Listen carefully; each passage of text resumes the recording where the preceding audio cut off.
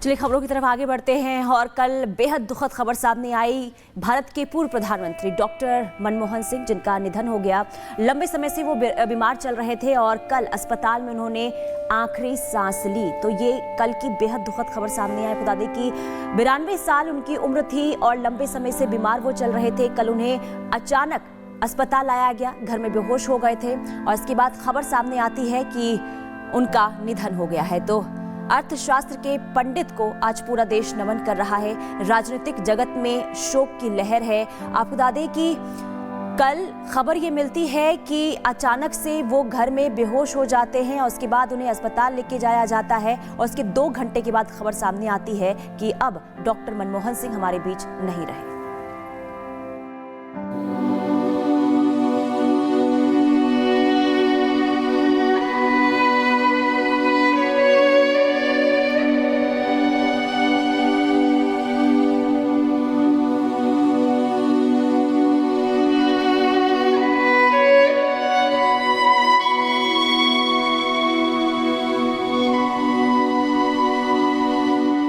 उनको कभी भुलाया नहीं जा सकता।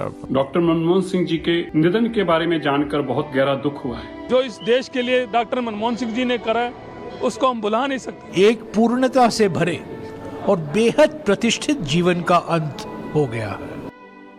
कल रात देश ने अपने एक सपूत को खो दिया। पूर्व प्रधानमंत्री डॉक्टर मनमोहन सिंह का देर रात निधन हो गया। उन्होंने दिल्ली के एम्स में अपनी आखिरी सांसें ली। उन्हें सांस लेने में तकलीफ और बेचैनी के बाद एम्स में भर्ती कराया गया था। काफी कोशिशों के बाद भी उन्हें बचाया नहीं जा सका। आर्थिक सुधारों के जनक मनमोहन सिंह के निधन से पूरे देश में शोक की लहर है। प्रधानमंत्री, राष्ट्रपति, उपराष्ट्रपति, कांग्रेस अध्यक्ष समेत देश भर के नेताओं ने उनके निधन पर गहरा दुख व्यक्त किया। प्रधानमंत्री नरेंद्र मोदी ने एक्स पर लिखा, देश अपने सबसे प्रतिष्ठित नेताओं में से एक डॉक्टर मनमोहन सिंह के निधन पर शोक में है। साधारण पृष्ठभूमि से उठकर वे एक प्रतिष्ठित अर्थशास्त्री बने। उन्होंने वित्त मंत्री समेत विभिन्न पदों पर कार्य किया और वर्षों तक हमारी आर्थिक नीति पर अपनी गहरी छाप छोड़ी। हमारे प्रधानमंत्री के रूप में उन्होंने लोगों के जीवन को बेहतर बनाने के लिए काफी प्रयास भी किए। पीएम मोदी ने मनमोहन सिंह के साथ अपनी कई तस्वीरों को साझा किया और उनके साथ बिताए गए पलों को याद किया। राष्ट्रपति द्रौपदी मुर्मू ने मनमोहन सिंह के निधन पर दुख व्यक्त किया। उन्होंने कहा, पूर्व प्रधानमंत्री डॉक्टर मनमोहन सिंह उन विरले राजनेताओं में से एक थे जिन्होंने शिक्षा और प्रशासन की दुनिया में समान सहजता से काम किया। उन्होंने भारतीय अर्थव्यवस्था को सुधारने में महत्वपूर्ण योगदान दिया। उन्हें राष्ट्र के प्रति उनकी सेवा, उनके बेदाग राजनीतिक जीवन और उनकी अत्यंत विनम्रता के लिए हमेशा याद किया जाएगा। उनका जाना हम सभी के लिए बहुत बड़ी क्षति है। मैं भारत के महानतम सपूतों में से एक को अपनी श्रद्धांजलि अर्पित करती हूँ। परिवार, मित्रों और प्रशंसकों के प्रति मेरी संवेदना।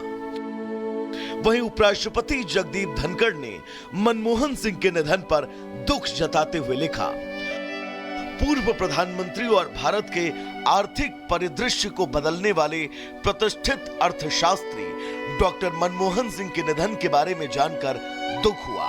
पद्म विभूषण से सम्मानित और 1991 में भारत के आर्थिक उदारीकरण के वास्तुकार, उन्होंने हमारे देश को एक महत्वपूर्ण परिवर्तन के माध्यम से आगे बढ़ाया, विकास और समृद्धि के नए रास्ते खोले।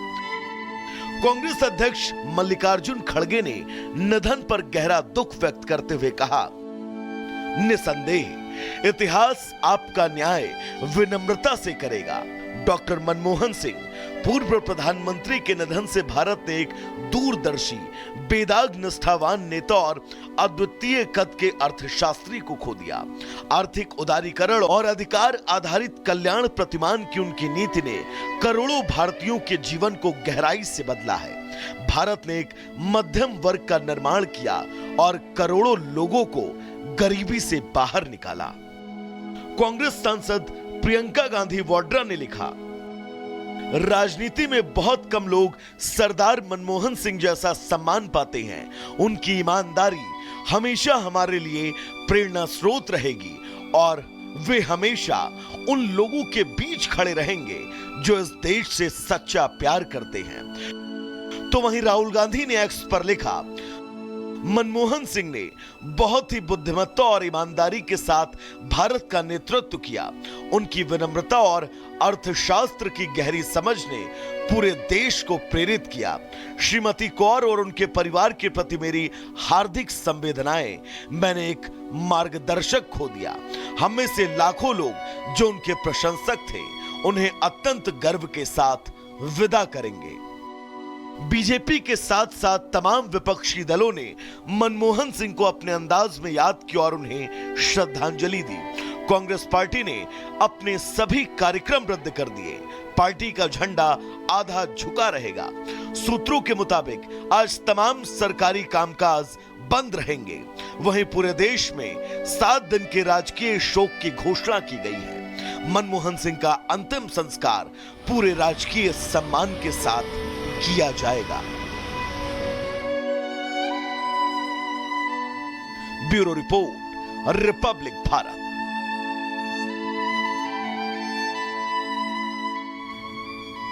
तो देखिए, पूर्व प्रधानमंत्री डॉक्टर मनमोहन सिंह का कल रात निधन हो गया और तबीयत बिगड़ने के बाद देर शाम उन्हें दिल्ली के एम्स में भर्ती कराया गया था, जहां डॉक्टरों ने उन्हें मृत घोषित कर दिया। 92 साल के वो थे और लंबे समय से बीमार चल रहे थे। मनमोहन सिंह के निधन की जो खबर आई, उसके बाद शोक की लहर एक तरह से देखने को मिली है। देश ने एक सच्चा जो सपूत है वो खोया है। आर्थिक जगत का एक रणनीतिकार। और लोमस हमारे साथ इस वक्त जुड़ गया, हमारे सहयोगी लोमस का रुख कर लेते हैं। लोमस, देखिए, आर्थिक जगत का एक दिग्गज चेहरा, एक ऐसा रणनीतिकार भारत ने खो दिया है। बिल्कुल, आपने सही कहा। आर्थिक जगत का ऐसा दिग्गज व्यक्ति जिसने कई बार देश को आर्थिक हालातों से उबारा है। और साथ ही आपको जानकारी दे दें कि कल देर शाम जब परिवार वालों ने पूर्व पीएम डॉक्टर मनमोहन सिंह की जब तबीयत खराब हुई तो उनके परिवार वालों ने उन्हें एम्स में भर्ती करवाया। लगभग 8:06 के करीब हो रहा होगा और उनकी हालत काफ़ी नाजुक उसी समय बताई जा रही थी। और उसके कुछ देर के बाद ये उनकी निधन की खबर निकल के सामने आती है। लगभग 9:51 का वो समय हो रहा होता है जबकि मेडिकल बुलेटिन जारी की जाती है एम्स के तरफ से। और उनके निधन की खबर जैसे ही जारी होती है तो पूरे देश में एक शोक की लहर दौड़ उठती है, क्योंकि लोगों को विश्वास नहीं होता है कि अब डॉक्टर मनमोहन सिंह हमारे बीच में नहीं रहे। कई लोग तो मानने को तैयार नहीं थे कि अब डॉक्टर मनमोहन सिंह हमारे बीच में नहीं रहे, क्योंकि इस तरीके की खबर अमूमन ये देखी जाती है कि कहीं ना कहीं एक देश को काफ़ी बड़ा नुकसान हुआ है।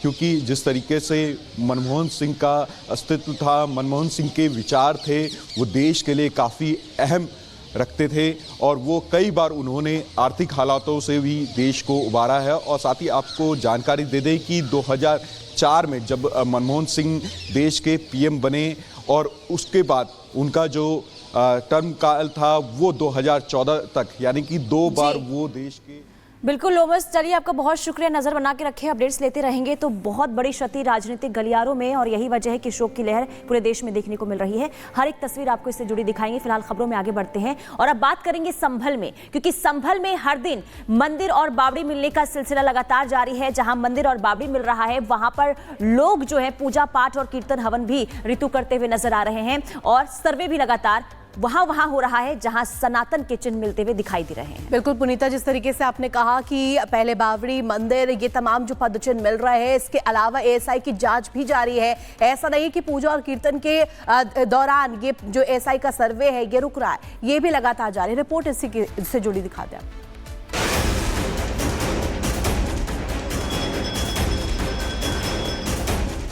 संभल में के उत्सव का मौका।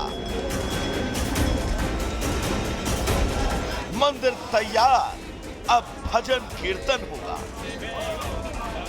संभल की जमीन में दफन सच्चाई अब एक एक कर दुनिया के सामने ये बता रही है कि संभल में सनातन की जड़ें यहाँ की जमीन में बहुत अंदर तक है। सिर्फ मंदिर और कुएं ही नहीं, बल्कि संभल की गलियां भी चीख चीख कर कह रही हैं कि अब समय सनातन का आ गया और उसकी सच्चाई अब ज्यादा दिनों तक किसी तहखाने की मोहताज नहीं है। कार्तिकेय मंदिर से शुरू हुई कहानी बाके बिहारी मंदिर तक पहुंची और फिर वहां से 200 मीटर की दूरी पर मिली बावड़ी पर फिलहाल रुकी हुई है। प्रशासन का कहना है कि चंदौसी में आज भी बावड़ी की खुदाई जारी रहेगी। बगल में बांके बिहारी का जो मंदिर है उसकी साफ सफाई हो चुकी है। शनिवार को यानी कल वहां पूजा पाठ का कार्यक्रम है। सनातन संगठन की ओर से कार्यक्रम का ऐलान है। इस मंदिर से बावड़ी करीब 200 मीटर की दूरी पर है। चंदौसी के लक्ष्मणगंज इलाके में जो बांके बिहारी का मंदिर मिला था, जो खंडहर में तब्दील हो चुका था, अब देखिए यहाँ पर स्थानीय लोग अब पहुंच रहे हैं और कहा जा रहा है कि यहाँ पर जल्दी पूजन पाठ का कार्यक्रम भी देखिए शुरू किया जाएगा। बांके बिहारी के यहाँ पर जयकारियां यहाँ पर लगने लगे हैं। राधे रानी सरकार की जयकारों की गूंज आपको सुनाई दे रही होगी। तमाम स्थानीय लोग के बीच देखिए जो चर्चाओं के विषय में ये बांके बिहारी का मंदिर है, लोगों में भी काफी खुशी है कि यहाँ पर हम आज इकट्ठे हो रहे हैं, क्योंकि काफी सालों के बाद एक बार फिर लोग यहाँ पर पहुंच रहे हैं और वो जो लगातार मंदिर को पुनर्जीवित करने की बात कही गई, अब लग रहा है कि इनका सपना देखिए धीरे धीरे साकार अब होने वाला है। वहीं दूसरी ओर जुमे को लेकर एक बार फिर संभल में अलर्ट है। भारी तादाद में पुलिस यहाँ पर मुस्तैद है ताकि आज भी बिना किसी हंगामे के सब कुछ शांतिपूर्ण तरीके से निपटा लिया जाए।